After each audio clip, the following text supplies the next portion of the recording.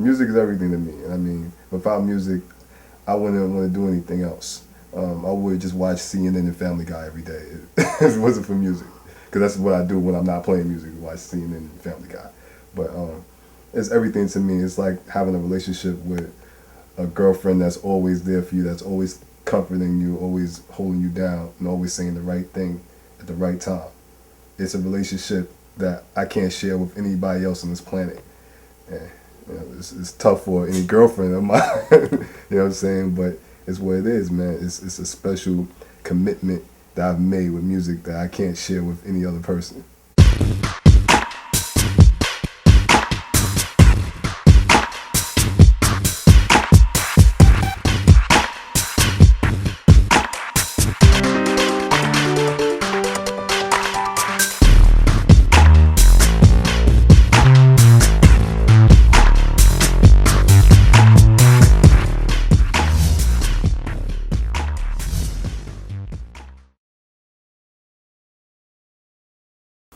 Well, I mean, how I started was in 1998.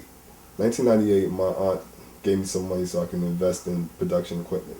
Before that, I didn't know what I was going to do with my life. But when I went to college, I really decided to go forward with music. And when I went to Queensboro, I met this kid named Eddie, and he had a little studio in his house. And I didn't even know what production was called. I just had ideas. And he was like, it's called being a producer. And he showed me some of the different sequences that he had in drum machines. And from then on, I had the bug. I just went over there one time, laid down some ideas, and I had the bug, and I wanted to get my own stuff. So my aunt, she gave me the money to get me an MPC, a board, and a keyboard. So I had a Roland keyboard, and then I really started producing. And so I started in February of '98. In October, I had an opportunity to meet with Irv Gotti. So when I met with Irv, I played my beats for him. He didn't feel none of them. He's like, I don't like none of this. But he's like, yo, if you really play all those instruments in there, that's kind of dope. If my man Lil Rob mess with you, then y'all mess with you.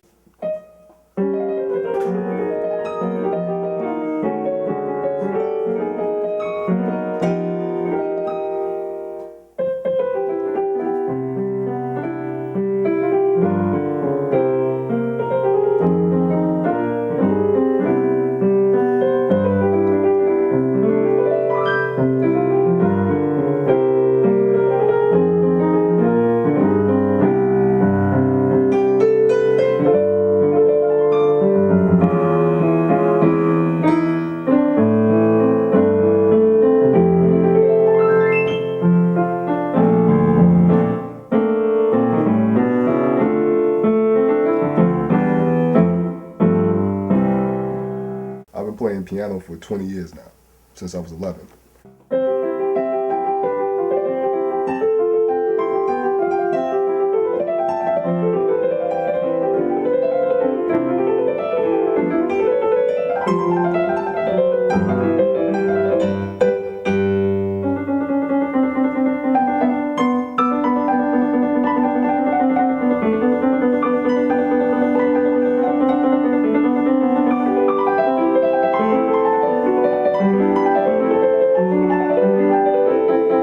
Play the other instruments like guitar, bass, and drums in the last 3 years. So I taught myself how to play all those instruments since like 2005. I like around 2005, 2004, guitar came on the scene in hip hop production, and I was like, wow, I really need to get up with a guitar player. But then I just took the time to learn how to play it myself because it was more time efficient that way to play it myself. So that's basically what I did, learn how to play guitar. Then at that point, then I was like, well, I want to play live drums because I'm tired of NPC drums. Let me get a live feel. So then I taught myself how to play drums.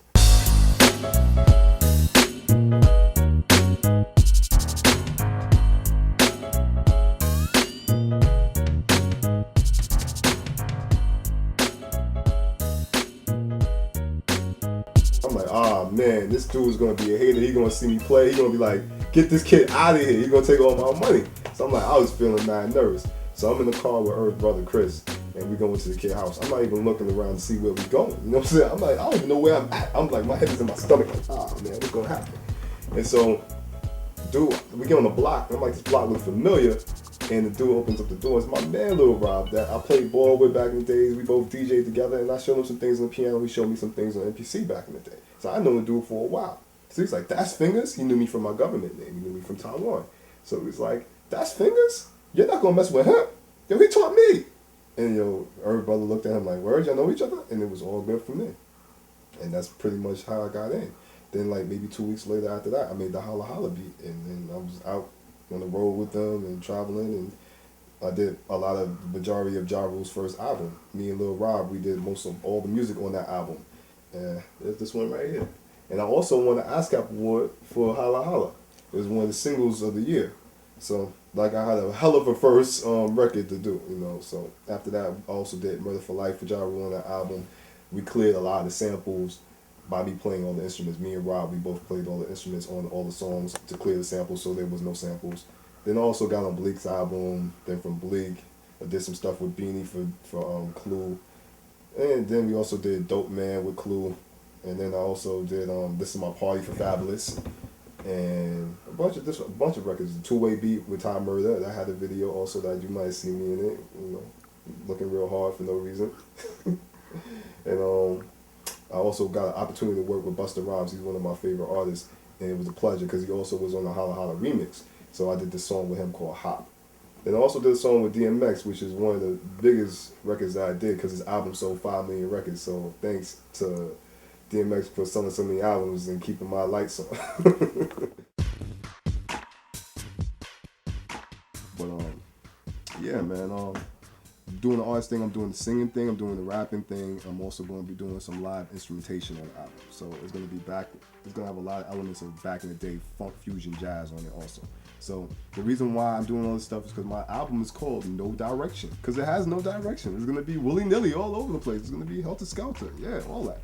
So, I mean, if you like Garth Brooks, if you like Britney Spears, if you like Tribe Called Quest, you'll love my album. I'll never be satisfied with anything that I do.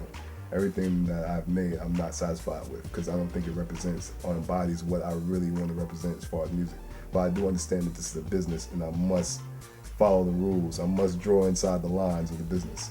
But there's a lot of things that I want to expose creatively on my own later. But right now, I think I have to grow and blossom into that. I don't want to just hit them with atomic bomb and nobody understands it because everything about music is timing. The reason why the Beatles worked was the timing was perfect. The reason why Michael Jackson worked in 1983 was the stars were aligned. Orion met with the sun. It all worked out like that, and that's how it happened. So I want to have the right time, and I don't want to be over anybody's head. Like D'Angelo album, second album might have been over some people's head at the time. Even it was over my head at the time. Now you listen back to D'Angelo's second album, you're like, wow, I get what you were doing. It's dope. So you don't want to be ahead of people's time. You want to try to make the right time and the right music. It's basically like an olive branch. You have to put that out to people so they can grab it. You gotta be able to give them the knowledge. So right now I'm actually gonna be teaching not only piano lessons, but I'm also gonna give full production lessons where I'm giving people all my tricks because I feel like that's important to do. It's no problem with that because I feel like if I get you to do what I'm doing, then that means I have to go somewhere else with it. I have to actually get better. If I teach you everything I know, that means that puts pressure on me to get better. So that's a good thing. It's good to have healthy competition. So basically, I'm going to teach everything about production on the level of Pro Tools, Reason, MPCs, sequencing, editing, mixing. You'll learn everything when you go to my seminar or my workshops or my private lessons. I'm also going to be doing those on the webcam, so it doesn't matter where you're at in America or wherever you're at in USA or anywhere that you're at in the world, I'm going to be able to get to you and give you a private lesson via the webcam thanks to technology. So it's going to cover, like I said, Reason, Pro Tools. We're going to go over all the little tips that I have about chopping up drum sounds, where to get your drum sounds from, how to make them knock, tuning them, making them lower, making them deep and thuddy, getting your snares to pop the way that you want them to pop, getting nice crisp hi-hats, and then also what sounds to use in what situations.